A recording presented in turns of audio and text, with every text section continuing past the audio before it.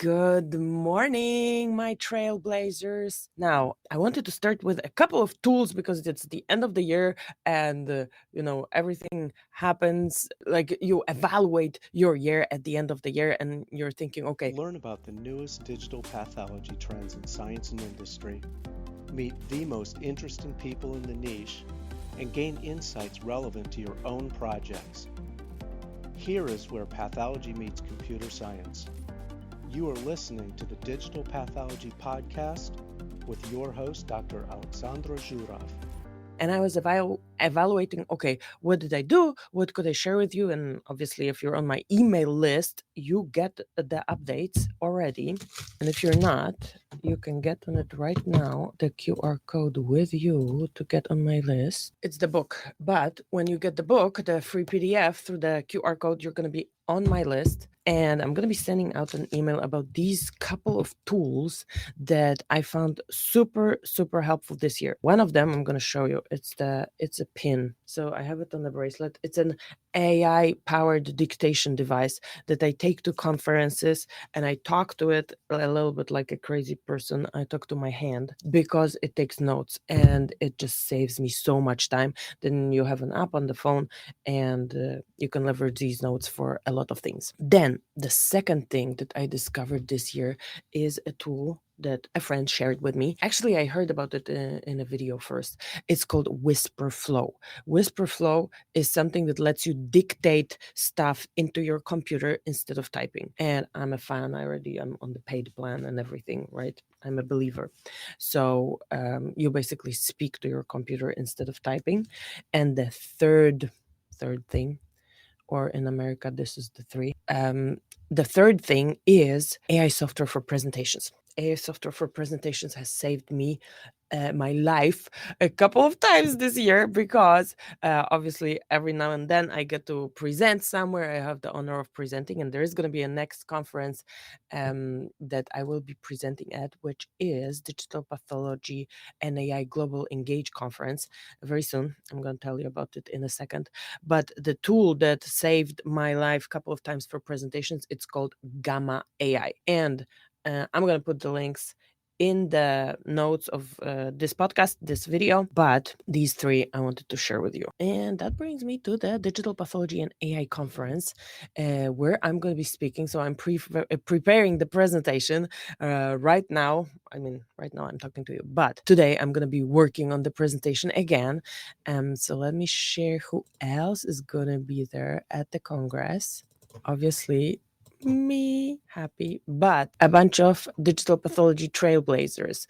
Dr. Leon Pantanoids, he was a guest on my podcast. My colleague from Charles River, Lise Bertrand, Monica Lambassini, who was a guest on my podcast, and a few more guests are going to be there. So I'm super excited to join them again and also be a speaker there. I want to show you the agenda. So we have myself, okay, because this is my show. So it's me. But there's also Arthur Lewis from AstraZeneca, who I worked with extensively in the past, and recently we started interacting again. Monica Lambassini, who was a guest on my podcast. Orly Ardon, who was a guest on my podcast.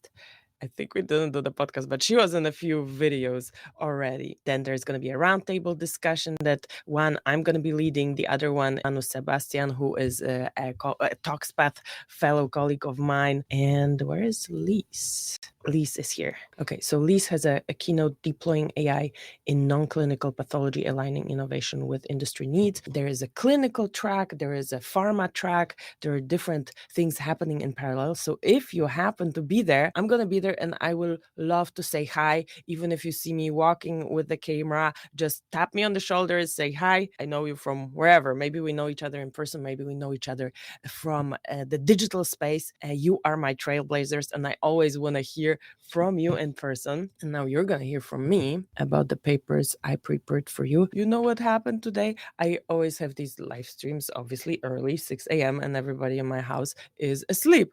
And today I come and at my microphone, I have this little note from my husband that is very sweet, that he loves me. So that was a nice, like, pre-Christmas thing that he did for me that I just found in the morning. So now back to science, my friends, back to science. And we're starting with a systematic review about the evolving role of AI, obviously, in various fields of forensic medicine. I don't think we have covered forensic medicine yet, any of our papers. Obviously, forensic pathology is part of it. This is from a group in Pakistan. And what these authors say, this was they systematically reviewed the applications and impact of AI in forensic medicine and focusing on its role in mimicking human cognitive processes, enhancing diagnostic accuracy, pattern recognition, and operational efficiency across forensic domains. So they did this systematic search and they included keywords. They used PubMed, they used Google Scholar, and they used AI in forensics. Also machine learning, forensics analysis, and they covered publications in the, not in the last, but in the 10 years of publications from 2014 and 2024, and they found 1,000 articles, but only 100 met the criteria. I have a smiley face here because I had this conversation with my husband about some meta-analysis of something, and I'm like, oh, how many publications met the criteria? And it just reminded me of this conversation that we had. And he says, oh yeah, that's true. You like analyze thousands of papers and there's like 5 or 10 that actually meet your criteria. So here we had more. We had 100 that meet the criteria after screening for relevant study design and quality. And what were the results? Well, first, the AI applications were categorized in key domains: personal identification, forensic pathology, which obviously is close to our hearts, but also we like radiology and imaging, digital forensics, and I never heard of I knew what digital forensics are, but my personal connection to digital forensics is I actually have a friend who studied this, and she does digital forensics in like all kinds of spectrum of digital forensics, not only in the medical space. Then toxicology, forensic anthropology, machine learning, deep learning, and neural network models demonstrated improvements in accuracy, reproducibility, and efficiency compared with conventional approaches. For example, AI-assisted imaging techniques reduced inter-observer variability in post-mortem fracture detection. And then we had predictive models for post-mortem interval estimation showed mean error reduction in up to 15%. But obviously we have some challenges, and the challenges are small, non-representative data sets, limited external validation, and ethical concerns. Have we heard that before? Oh, yes, we have. We probably have this as concerns in every single journal club, every single DigiPath Digest that we're doing. Do you have any ties to forensic pathology, forensic science? Let me know in the chat. And the conclusion is that AI obviously enhanced multiple areas of forensic practice. It improved diagnostic capabilities, streamlined workflows, supported decision making, but we need wider adoption. It requires rigorous validation, standardization, and ethical oversight. So what do we need to do in the future? Obviously, integrate multimodal data, so that is for not only forensics, but also for all healthcare, expanding data diversity, and addressing legal and ethical implications. I love how AI connects pathology with other sciences. Like through this technology, and in general through technology, I believe that we start doing less siloed work. So that's another advantage of these technologies that we're just discussing. And now let's move on to artificial intelligence advances digital pathomics for confocal endomicroscopy diagnosis of pancreatic cysts. So confocal and endomicroscopy diagnosis. Confocal endomicroscopy diagnosis. That was an interesting one as well. And this is a group from Columbus, Ohio, Division of Gastroenterology, Hepatology, and Nutrition, and some other divisions from that group. And so here, endoscopic ultrasound guided needle-based confocal laser endomicroscopy, also abbreviated as NCLE, needle-based confocal laser endomicroscopy. It was a new technology for me. It was the first time I learned about it, but They did a cool thing with AI. So this provides real-time optical biopsies, enabling diagnosis and risk stratification on intraductal papillary mucinous neoplasms. And these are in the pancreas. However, the clinical implementation obviously is hindered. Why is it hindered? Because image review and inter-observer variability. I feel like we've heard that one before as well. Let me know in the chat if you agree. So they decided, okay, AI is going to do a better job in being more consistent. They did AI models to accurately detect diagnostic structures. So this is where will they be detecting these structures? In a video. So they make a video. They like put this confocal probe inside through a needle because it is needle-based confocal laser endomicroscopy, and they make a video, right? And I thought this was fantastic because obviously AI is leveraged for video in surgery and other spaces of medicine, and we don't talk so much about it because our modality, and by ours I mean the pathology trailblazer modality, is histopathology images, right? And so we talk more about images than other modalities like video.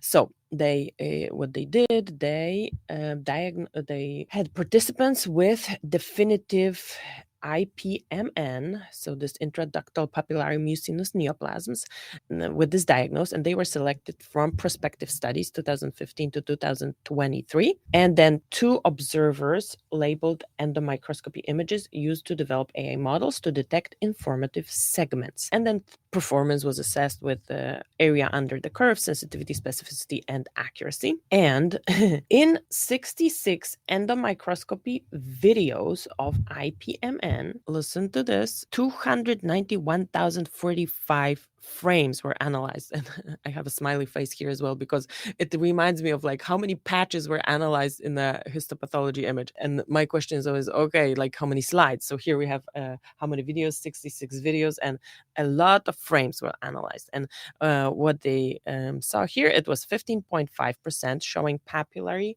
or vascular structure and 84.5% showing no structures. And they had 4 classification and segmentation models tested. And they defined classification as pattern recognition and segmentation as image division, right? They divide the image into relevant areas. And they had this binary detection outcomes, which was papilla versus everything else, and ternary. I didn't even know this word ternary, but basically it says that you have 3 categories that had papilla, vascularity, and non-structure. So non-structure, there was no structure. And then they had this one classification model, DINO V2 VITG. Let's just abbreviate it and call it DINO. And this one outperforms everything with an area. So for the binary outcome, for the papilla versus everything else, and it achieved area under curve of 0.942, sensitivity 80.6%, and specificity 90.6%, and accuracy 89.3.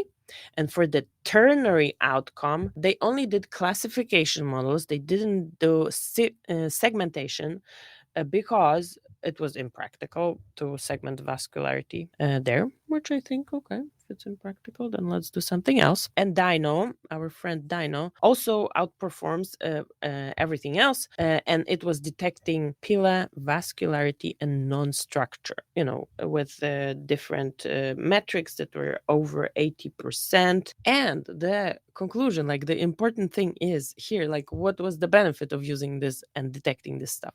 Well, when you look at these videos, you need to evaluate structures, right? So there is no point in you looking at the frames that don't have any structures. So our Dino model reduced the video duration to 1.85 minutes of high-yield structured containing segments, saving 4.27 minutes, which is 70%. So it basically saved 70% of the time the evaluator would have to look at this video. I think this is brilliant, like efficiency pure, because you don't like take anything away from the, I don't know, were they pathologists or gastroenterologists, I guess, from the doctor, right? The doctor still evaluates the stuff, but you cut out all the fluff out of this video, and obviously, okay, the question is how good is it? And we have the metrics, how good it is.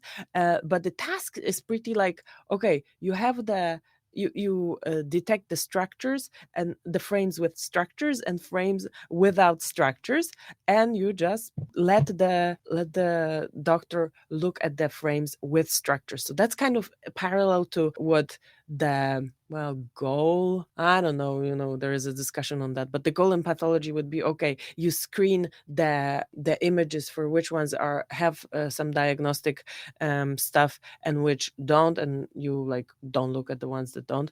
But a better analogy would be, okay, you find the patches, and that's what's happening in the computer aided diagnostics in pathology as well. You find the patches that have something relevant and make the pathologist look at the patches, and you spare them. And if you have the diagnostic information there's your diagnosis. You don't have to look at the rest of the image unless there are like some other things that you have to evaluate. But most of the time you can point the pathologist to where the change is that they're supposed to evaluate. Boom, slide evaluated. So they did the same for videos in this confocal microscopy, and this is in vivo. So I always am excited about the stuff that's in vivo because you don't have to fine needle laser endomicroscopy. So it's not even a biopsy, it's an endomicroscopy. How cool. I like it. Let me know if you like it. Let me know what you think about it. And then we have federated learning. So for federated learning, if you want to learn more about federated learning, there's a dedicated podcast, but there was a podcast that I had this year, I think.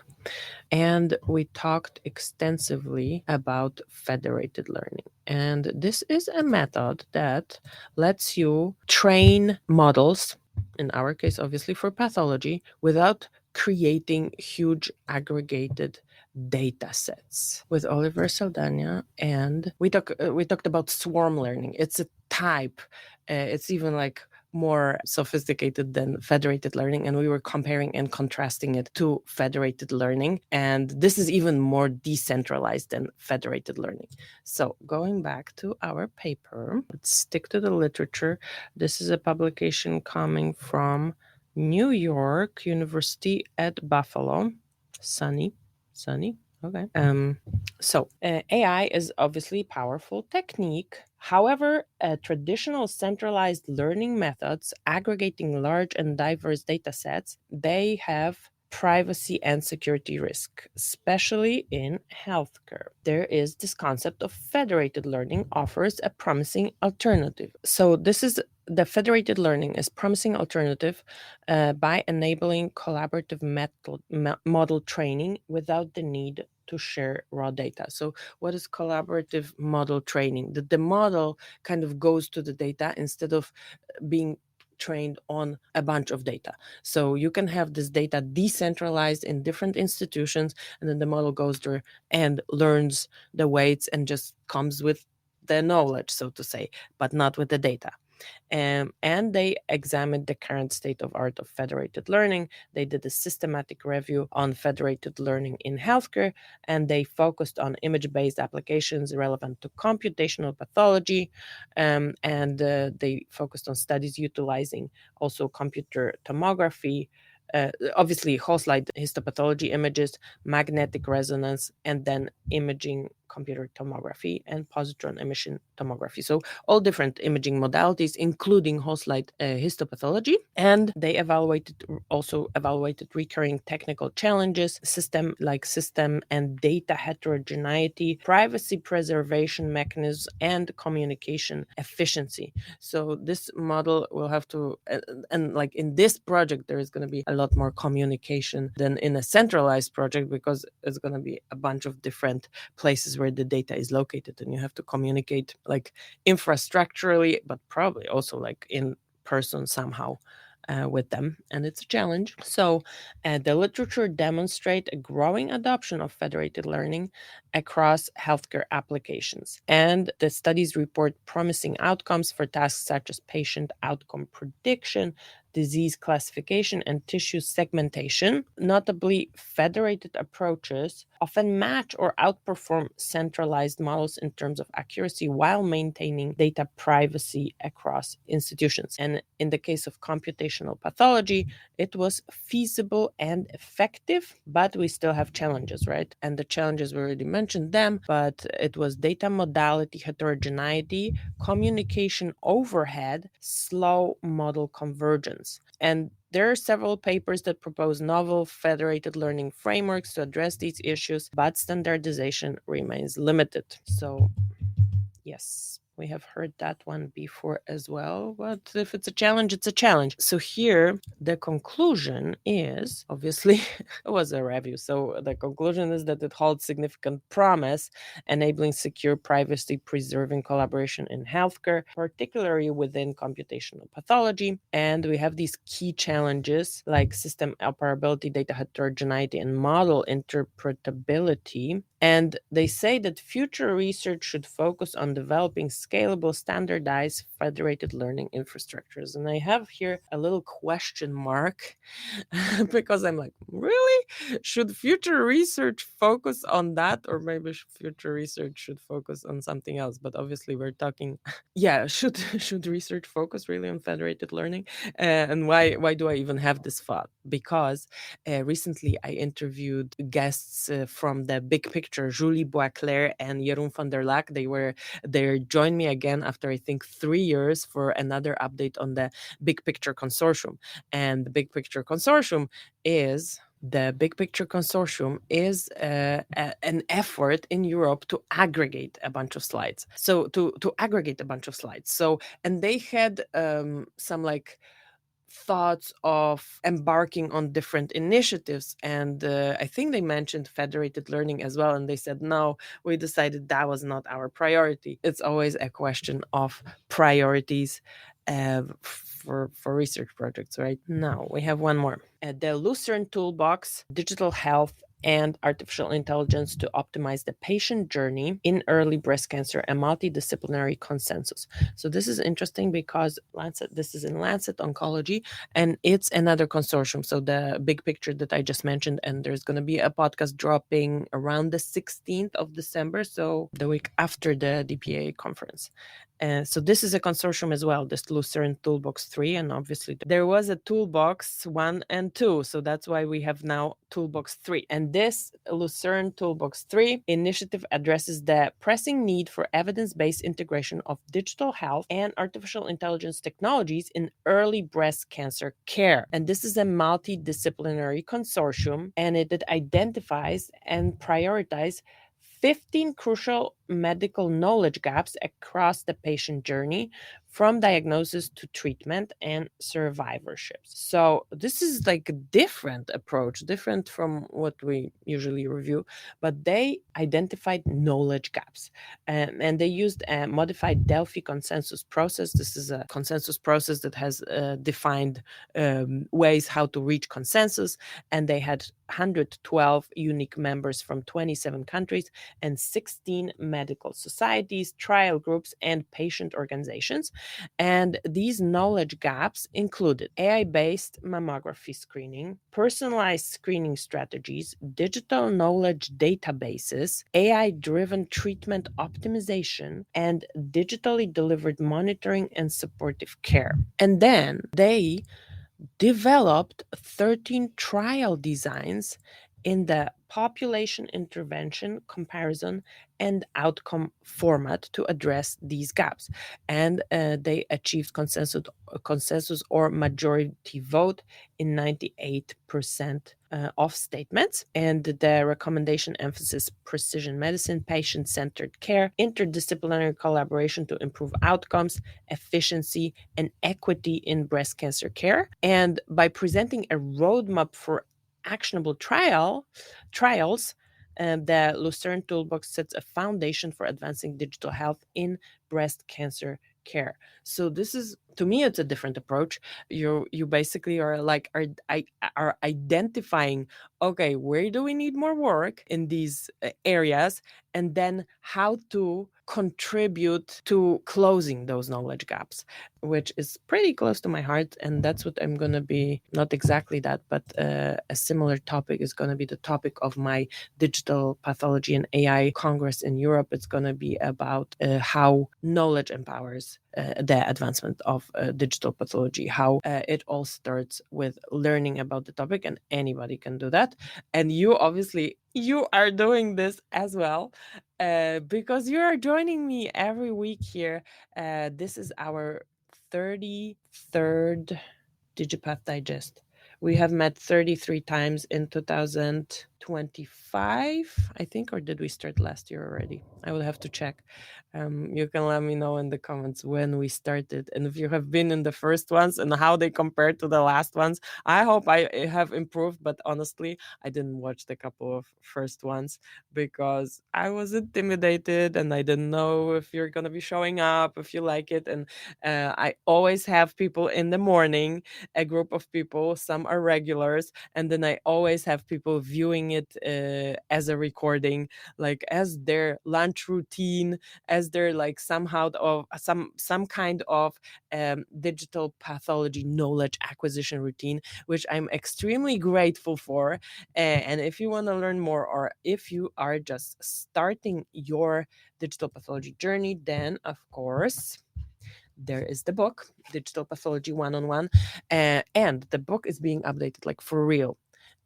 My goal for December is to update the book. I already like updated the outline. The main updated chapter is going to be the chapter on AI, which has changed a lot since 2023. The other aspects did not change that much, but there is an update coming, and hopefully I can launch it with a splash in January. So if you grab this book right now as a PDF, you automatically are going to get the updated version.